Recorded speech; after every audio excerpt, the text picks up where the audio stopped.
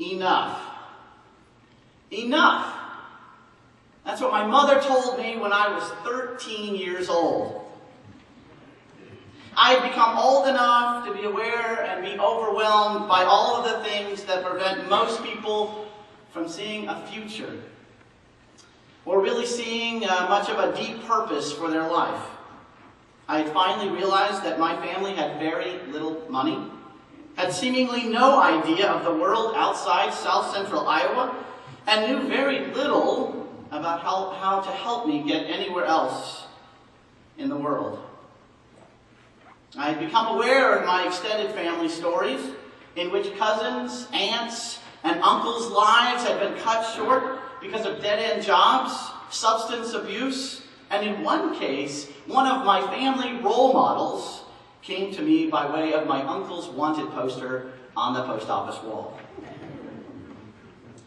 Now, this would have been plenty for most, to convince most that it was going to be very unlikely that my life was going to be anything but the same. That in itself was overwhelming and capable of stealing away any sense of future and purpose and meaning.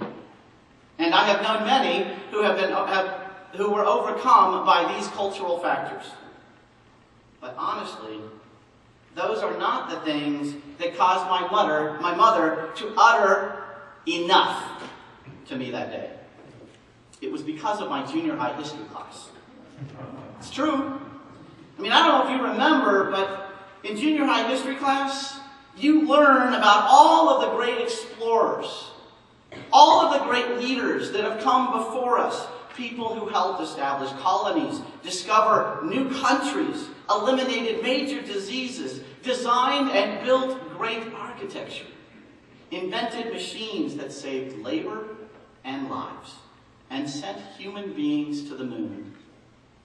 And even founders of a faith movement that made the bold claim that all are welcome to the table. Yep. It was because of that history class that I began to believe that everything that could be done, could be invented, created, or established had already been done. I'm sure it was an unintended consequence, but what I had learned essentially is that the need for great leaders had occurred long before I was born, during a more important time of human history. The way it was communicated to me seemed to suggest that all things had been fixed. All the wars had been fought. And now the best thing that I could do with my life as a child of the 80s is to host and enjoy the benefits provided by the works of great leaders of the past. My life and gifts were not needed, or at least not needed on that level. Enough, she said to me. There is still lots to be done, and I don't know what you will become in your life, but I do know that God did not create you to be average, and neither did I. So enough. Go do something. And if for no other reason, do it because I believe in you.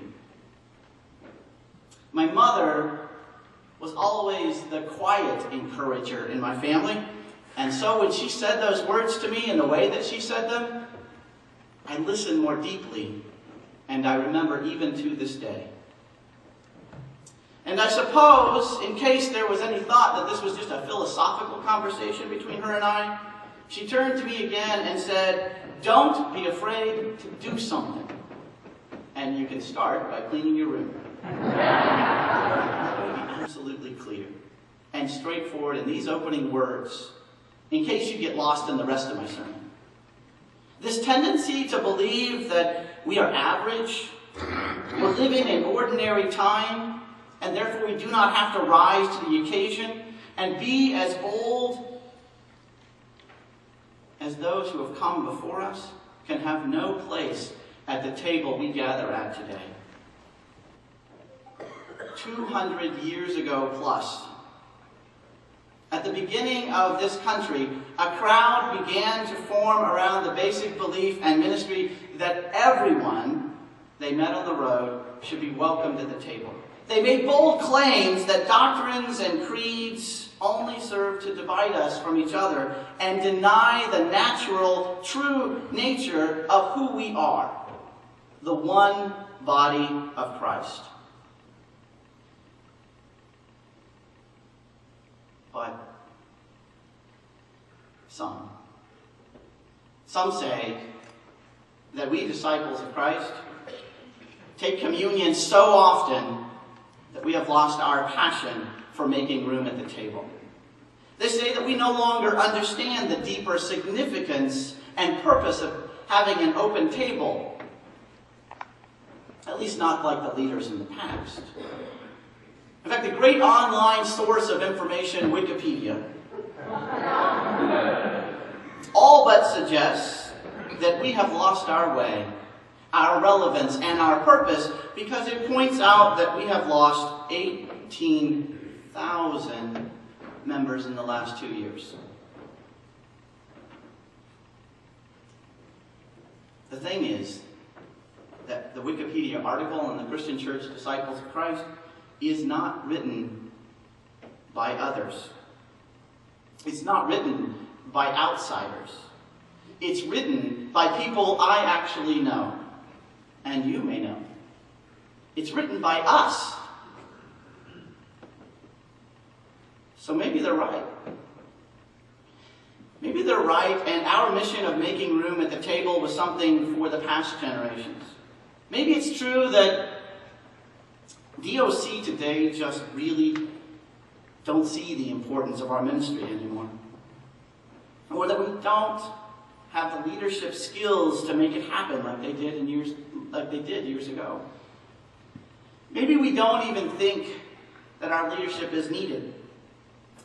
Maybe the roadblocks have become too much for us to continue on. And maybe there's simply no one left. No one left to inspire us to remember the whats and the whys of our ministry of making room at the table. Maybe we should just accept the fact that we are now more institution than we are a movement.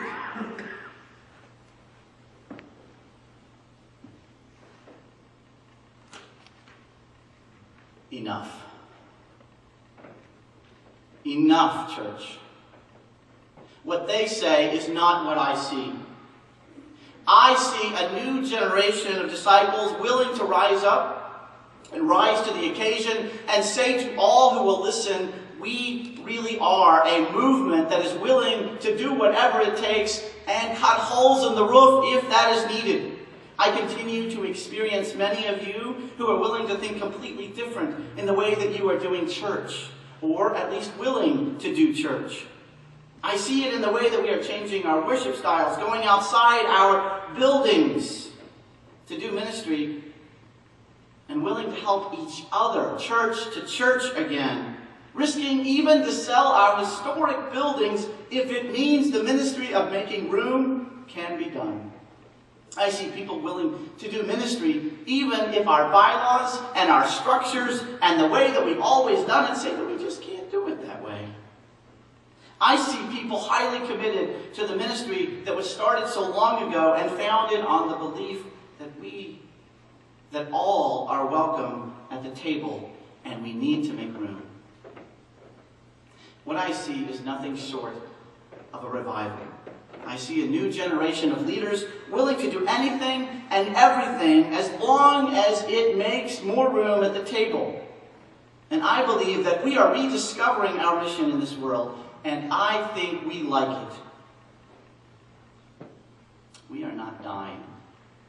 We are being reborn. Have we figured everything out yet? Do we know exactly what the map is to get to the future? Do we even know what the church will look like in 5 or 10 years? No. But that's the point. Because we are being called upon as leaders to rise to the occasion, to believe that we have the gifts and leadership to dismantle what needs to be jettisoned, to build up what needs to be assembled. It's a new day for us as church. The world still needs us. God still needs us. The unique message of the Disciples of Christ movement is absolutely 100% needed in this very moment. The world we live in still wants us to think of an us and them world. Every day, perhaps even more this week, in this very moment, our world trains us, convinces us, manipulates us to believe that division is the natural state of things and nothing can be done about it. We should just give up. How dare we allow ourselves to be stopped by the crowd? Enough. What if we as members of this movement called the Disciples of Christ really believed all the things that we say we are, like a movement for wholeness in a fragmented world? As part of the one body of Christ, we welcome all to the Lord's table as God has welcomed us. The ministry of making sure everyone has a seat at the table is too great to not try in every way possible to make new roads, new paths, cut holes in roofs, move out of buildings, move into new areas that we thought we would never go, change our structures, do something different, anything, everything. What if we did that? How would the world be different? How would the church be different? How would we be different?